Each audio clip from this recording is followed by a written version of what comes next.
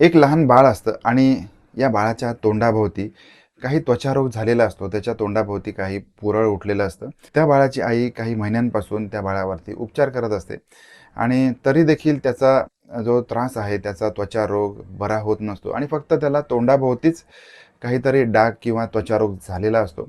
त्याची आई चिंतेमध्ये असते आणि एके दिवशी तिला अचानक असं भयानक सत्य, तिच्या बाळाला हा रोग होण्यामागे काय कारण होतं हे समोर आलेलं असतं. त्या बाळाचा त्वचारोग हा त्यांच्या घरातीलच एका व्यक्तीच्या दुष्कृत्यामधून झालेला असतो. नमस्कार, कारनामा मराठी क्राईम स्टोरीमध्ये आपलं सगळ्यांचं हार्दिक स्वागत आहे. काही घटना अशा असतात की त्यांची फक्त चर्चा होत असते. काही घटना अशा असतात की त्यांची फार मोठ्या प्रमाणामध्ये बातमी होत असते. अशीच ही चर्चेच्या माध्यमातून इकडून तिकडून कुठूनतरी ऐकलेली घटना मी आपल्यासमोर मांडत आहे. याचं कारण म्हणजे आपण प्रत्येकाने अत्यंत सावध असावं. आजकालच्या काळामध्ये काही दिवसांपासून महाराष्ट्रामध्ये काही घटना बघत आहोत. या घटनांमध्ये चिमुकल्यांवरती होणारे अत्याचार हे त्यांच्या घरातील व्यक्तींकडून, त्याचबरोबर वयस्कर व्यक्तींकडून होत आहेत. त्यामुळे ही घटना पूर्णपणे बघणं आणि आपण सावध होणं या हेतूने ही घटना आपल्यापुढे मांडत आहे. एका लहान बाळाच्या तोंडाभोवती त्वचारोग झालेला असतो. त्याचं निदान डॉक्टरांना होत नसतं. डॉक्टर त्या बाळाचा उपचार करत असतात. त्याच्यावरती वेगवेगळे औषधोपचार करत असतात. तरी देखील त्या बाळाला काही फरक पडत नसतो. त्याची आई चिंताक्रांत झालेली असते आणि आपल्या बाळाला लवकरात लवकर बरं वाटावं, कारण तोंडासारख्या ठिकाणी त्याच्या संसर्ग झालेला होता. आजूबाजूची त्वचा खराब झालेली होती. त्याच्यामुळे मग त्याची आई सगळ्या प्रकारे प्रयत्न करत होती. वडील सगळ्या प्रकारे प्रयत्न करत होते. अत्यंत चिंताक्रांत झालेले होते. त्यांचं बाळ हे गुटगुटीत होतं, तरी देखील त्याला असा त्रास त्याच्या आईला बघवत नव्हता.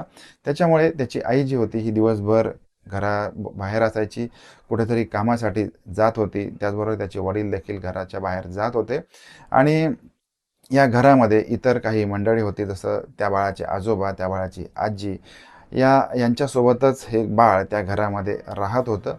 त्याच्यामुळे मग ती जी आई होती ही देखील अत्यंत सुखरूप होती, कारण आपण आपलं बाळ आपण बाहेर जाताना, कामाला जाताना मात्र आपण आपल्या नातेवाईकांकडे, त्याच्या सख्ख्या आजी-आजोबांकडे ठेवत आहोत. हे एक त्या बाळाच्या आईच्या मनामध्ये एक सुकून असतो. त्या बाळाच्या आईला हे समाधान असतं.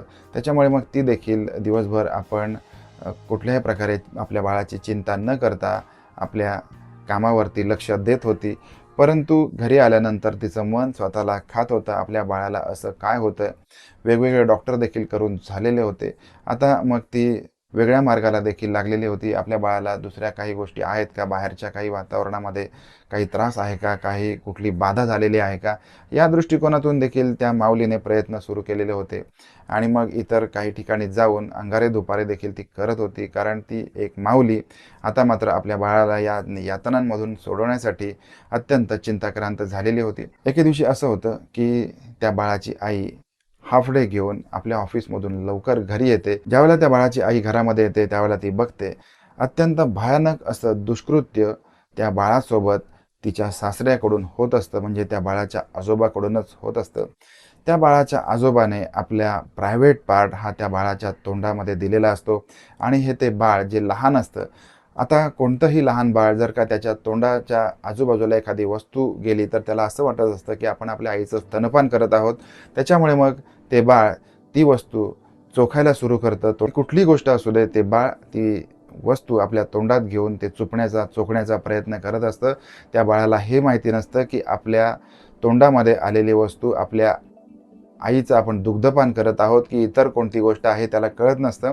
त्याच्यामुळे मग ते बाळ ते आपल्या आजोबाचा जो प्रायव्हेट पार्ट आहे हे पार्ट चोखत असतं आणि हे बघून त्या बाळाच्या आईची काय अवस्था झालेली असेल याचा आपण विचार करू शकतो.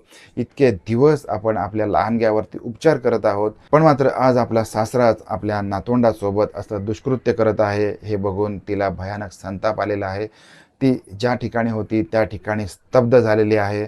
तिने काही क्षणाचाही विचार न करता त्या म्हाताऱ्याच्या पेकाटामध्ये लाथ घातलेली आहे. तो म्हातारा आता खाली पडलेला होता आणि मग ती त्या म्हाताऱ्याला उभं आडवं बोलू लागलेली आहे, वाटेल ते बोलू लागलेली आहे. त्याला अर्वाच्य भाषेमध्ये देखील तिने शिवीगाळ सुरू केलेली आहे.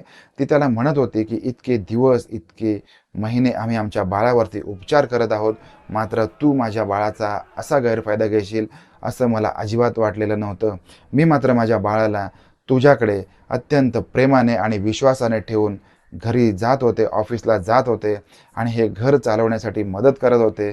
मात्र तू माझ्या बाळाला अत्यंत वेगळ्या प्रकारे वागवलेलं आहेस. तुझ्यामुळे माझ्या बाळाला औषधोपचार घ्यावे लागलेले आहेत आणि त्याचा रोग मात्र आजही पर्यंत बरा झालेला नव्हता. या सगळ्या गोष्टींमुळे त्या आईला आता जबरदस्त धक्का बसलेला आहे. तिने ताबडतोब आपल्या नवऱ्याला ऑफिसमधून बोलावून घेतलेलं होतं आणि मग ऑफिसमधून घरी आल्यानंतर जे काही झालं, ही संपूर्ण घटना तिने आपल्या नवऱ्याला देखील सांगितलेली होती. नवरा देखील डोक्यावरती हात मारून घेऊन बसलेला होता. इतके दिवस आपण आपल्या बाळाचे जे उपचार करत होतो, त्या बाबतीमध्ये मात्र आपल्या घरामध्येच एक कल्प्रिट सापडलेला आहे आणि आपल्या स्वतःचा बाप आणि त्या बाळाचा आजोबा याच्याकडून त्या मुलावरती झालेले असे अत्याचार बघून अत्यंत संतापाने त्या बाळाच्या आईबाबांनी मग असा निर्णय घेतलेला आहे की आपण काहीही करून या घरामधून निघून जायचं. कारण कुंपणच जर का शेत खात असेल तर मग त्या शेताने जायचं कुठं, अशी एक परिस्थिती झालेली असते. आपणच आपली बेइज्जती करून घेऊ शकत नसतो. त्याच्यामुळे मग त्यांनी तातडीने या बाळाच्या आईबाबांनी ते घर सोडलेलं आहे आणि दुसऱ्या ठिकाणी राहायला गेलेले आहेत.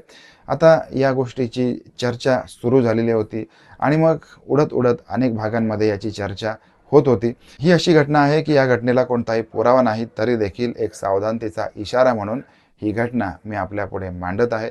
आपण प्रत्येकाने सावध असावं. आपली लहान लहान लेकरं ही अजाण असतात. त्यांना कुठल्याही बाबतीत आपल्या सोबत काय चालू आहे, आपल्याला कोण काय खायला देत आहे किंवा आपल्याला कोण कशा उद्देशाने बोलत आहे हे त्यांना माहिती नसतं. त्याच्यामुळे जिथेही आपली लेकरं असतील त्या लेकरांवरती आपण सर्वतोपरी लक्ष ठेवणं, त्यांच्या बाबतीमध्ये अत्यंत काळजीपूर्वक वागणं हे आपल्या प्रत्येकाची आई-वडील किंवा आपण घरातले सदस्य म्हणून एक जबाबदारी होऊन बसलेली आहे. धन्यवाद. आपण भेटणार आहोत नवीन घटनेसह. तोपर्यंत आपली आणि आपल्या कुटुंबाची काळजी घ्या. आभार.